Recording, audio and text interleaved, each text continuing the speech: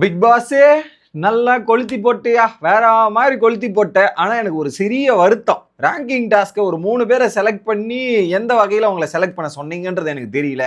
இதை நீ நார்மலாவே ரேங்கிங் டாஸ்க்கை எடுத்துட்டு போய் வச்சிருந்தீங்கன்னா வீடே 2 பட்டிருக்கும். எல்லாம் அடிச்சுக்கிட்டு மாண்டிருப்பானுங்க. அவனுங்களே எக்ஸ்போஸ் பண்ணி விட்டுருப்பானுங்க. பார்க்கறது கொஞ்சம் நல்லா இருந்திருக்கும். ஆனா இந்த 3 பேரை நீ எந்த வகையில செலக்ட் பண்ணன்றது மட்டும்தான் எனக்கே தெரியலையா பிக் பாஸே அப்படின்ற மாதிரி ஆயிப்போச்சு. அப்படி அந்த ப்ரோமோ 2ல என்னெல்லாம் நடக்குது, என்னெல்லாம் ஆச்சுன்றத மொத்தம் டீட்டெயிலா பார்த்துருவோம். வணக்கம் மக்களே, நேஷனல் உச்சில இருந்து உங்கள் மணிவண்ணன். சேனலுக்கு புதுசா இருந்தீங்கன்னா சப்ஸ்கிரைப் பண்ணிருங்க. வீடியோ பார்க்குற அனைத்து நபர்களும் மறக்காம லைக்கும் ஐப்பும் பண்ணீங்கன்னா வீடியோ பல பேருக்கு போய் சேரும். அந்த உதவி எனக்கு மறக்காம நீங்க பண்ணுவீங்க நம்புறேன். இப்ப கண்டென்ட்டுக்குள்ள போயிடலாம்.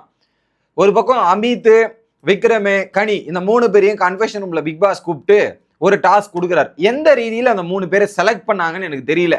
ஸோ வீட்டில் இருக்கிற ஹவுஸ்மேட் செலக்ட் பண்ணி அமிச்சாங்களா இல்லை பிக் பாஸே செலக்ட் பண்ணாரா அப்படின்ற காரணம் தெரியணும். அதுக்கான காரணம் என்ன அப்படின்றது எனக்கு தெரியணும். சும்மா ஒரு 3 பேரை கூப்பிட்டு இப்படி பண்ண வர்றதுல எனக்கு நியாயமா படலை.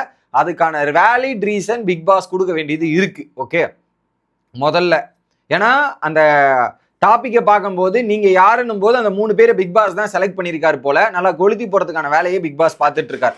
ஓகே, மொதல் விஷயம், 39 டேஸ் இந்த வீட்டில் நடந்திருக்கு.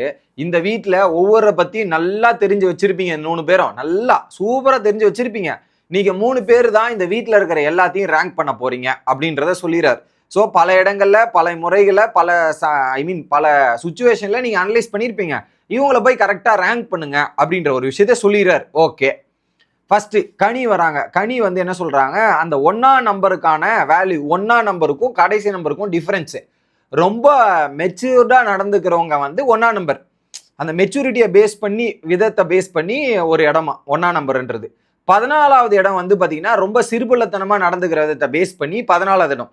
ஸோ 1ஆம் நம்பர் மெச்சூரிட்டி, கடைசி நம்பர் சிறுபுள்ளத்தனமா. இப்போ என்னன்னா அந்த ஆர்டர் அரேஞ்ச்மெண்ட்ல இருக்கணும். இவன் நிறைய மெச்சூரிட்டி, அவனோட கம்மி 2வது இடம், அவனோட கம்மி 3வது இடம், அவனோட கம்மி 4வது இடம். இந்த ஆங்கிள் போயிட்டு கடைசியில சிறுபுள்ளைத்தனமா இருக்கிற நபர்கள் அப்படின்ற மாதிரி போட்டிருக்காங்க. ஓகே, அதுல ஆர்டர் இங்க பார்க்கணுமே, அந்த ஆர்டரை பார்ப்போமே. முதல் இடத்துல சபரி, செகண்ட் இடத்துல சுபிக்ஷா, தேர்ட் இடத்துல கெமி, 4th Sandra, 5th பிரஜனே, 6th Viana, 7th Arora, 8th Ramya, 9th Divya, 10வது கமருதீன், 11வது இடத்துல வினோத், 12வது எஃப்ஜே, 13வது பார்வதி, 14வது திவாகர். இதுல அந்த ஒரு லிஸ்ட் இருக்குல்ல, கடைசி 5 பேர் வருவோமே, திவாகர், பார்வதி, எஃப்ஜே, வினோத், கமருதீன், இது 5 பேர்ல வருவோம்.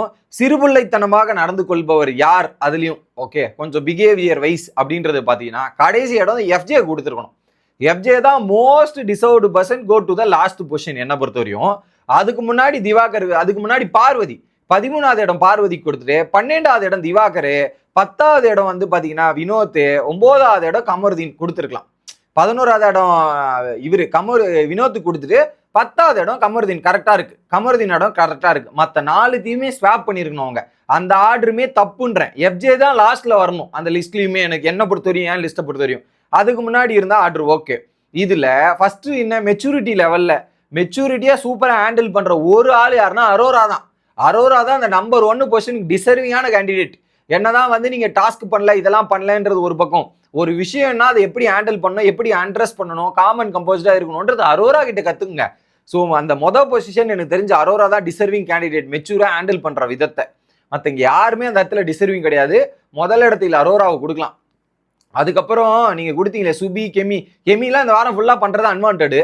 அது எந்த ரீதியில வச்சாங்கன்னே எனக்கு தெரியல.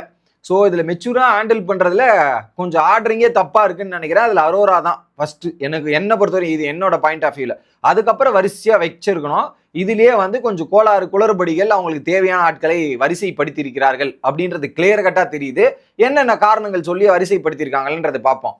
அடுத்ததாக பார்வதி கேட்குறாங்க, என்னால 13வது பொசிஷன் ஏத்துக்க முடியாதுன்றாங்க. ஏத்துக்க முடியலனா நீங்க ஏத்துக்கிட்டு தான் ஆகணும், வேற வழி கிடையாது. பட் அது சிறுபலித்தனமாக சின்ன சின்ன விஷயத்துக்கு கோவப்படுறது, ரியாக்ட் பண்றது அந்த பேசிஸ்ல தான். ஆனா அந்த பாட்டம் 4ல பார்வதி எங்க வேணாலும் இருக்கலாம். என்னோட பாயிண்ட் ஆஃப் வியூ அதுதான். பட் அவங்க விவாதம் பண்ணியே ஆகணும். என்னால ஏத்துக்க முடியாது, ஐ கான்ட் அக்செப்ட் தட் அப்படின்றது பார்வதி வாக்கம் பண்றதுல தப்பு கிடையாது, தப்பே கிடையாது. நியாயமான முடிவை சொல்லுங்கன்ற மாதிரி. இன்னொரு பக்கம் ரம்யா, நீங்க 3 பேர் யார் என்ன டிசைட் பண்றது, உங்களுக்கு யார் ரைட்ஸ் கொடுத்தா? வேற யாரும் இல்ல, பிக் பாஸ் தான் ரைட்ஸ் கொடுத்திருக்காரு, பிக் பாஸ் தான் டிசைட் பண்ணுவாரு, பிக் பாஸ் உரிமையை கொடுத்திருக்காரு. அந்த உரிமைக்காக பிக் பாஸ் கிட்ட போய் கேளுங்க. அவங்களே கேக்குறீங்க, நீங்க யாருன்னு கேக்குறீங்க. பிக் பாஸ் கொடுத்துருக்கிறது அரேஞ்ச்மெண்ட், அவங்களுக்கு ஒரு டாஸ்க் கொடுத்துருந்தா தான் பண்றாங்க.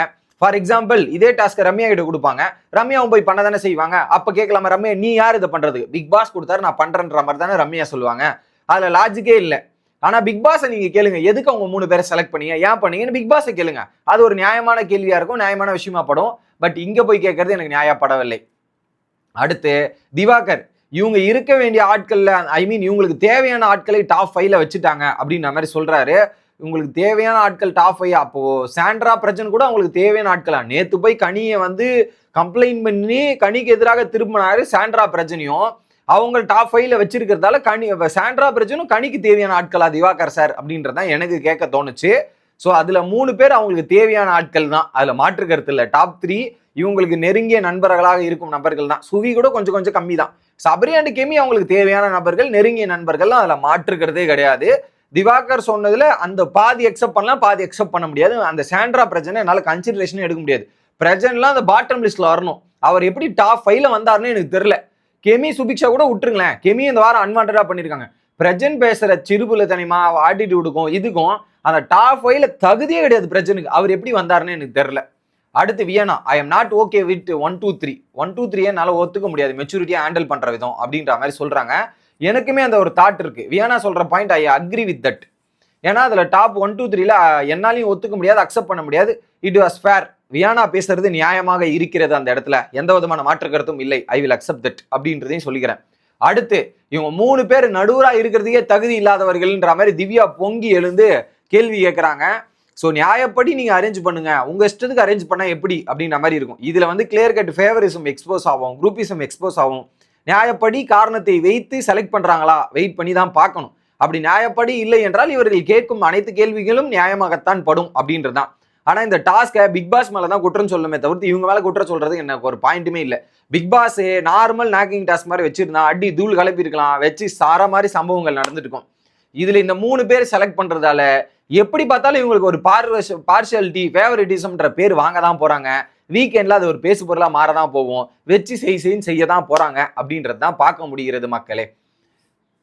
ஸோ நீங்க என்ன நினைக்கிறீங்க, இந்த ஆர்டர்ல உங்களுக்கு எந்த ஏரியா முரண்பாடு இருக்கு? அந்த ஆர்டர் கொஞ்சம் கரெக்டா தான் இருக்கா, இல்ல பாட்டம் 5ல இவங்கெல்லாம் வந்திருக்கணும், இது கொஞ்சம் இவங்க மாத்தி போட்டாங்க, இதெல்லாம் இப்படிதான் அப்படின்ற மாதிரி தோணுதா அப்படின்ற மாதிரி? ஏன்னா இதுல பேசிக்கலி அவங்க என்ன சொல்றாங்க, மொதல் பாயிண்ட் அதை நல்லபடியாக மெச்சூரா ஹேண்டில் பண்ற விதத்தை பேஸ் பண்ணி தான் பேசுறாங்க. அந்த ரீதியில நீங்க யோசிங்க. கடைசியில வந்து சிறுபுலத்தனமா மோசமா இந்த மாதிரி சில ஆக்டிவிட்டிஸ்லாம் இருக்கு, அந்த பேசிஸ்ல தான் அரேஞ்ச் பண்ணியிருக்காங்க. பட் எனக்கு பாட்டம்லாம் ஓகே, டாப்போட அரேஞ்ச்மெண்ட் இன்னும் கொஞ்சம் பெட்டரா பண்ணிருக்கலாம். பாட்டம் அரேஞ்ச்மெண்ட் எனக்கு I am okay with that. But மேல இருக்கிற அரேஞ்ச்மெண்ட் இன்னும் கொஞ்சம் பெட்டராகவும் சூப்பரா பண்ணியிருந்தா நல்லா இருக்கும்ன்ற மாதிரி எனக்கு தோணுது. உங்களோட கருத்துக்களை மறக்காம கமெண்ட்ஸ்ல போட்டுருங்க. அடுத்த வீடியோல வந்து சந்திக்கிறேன். Bye guys.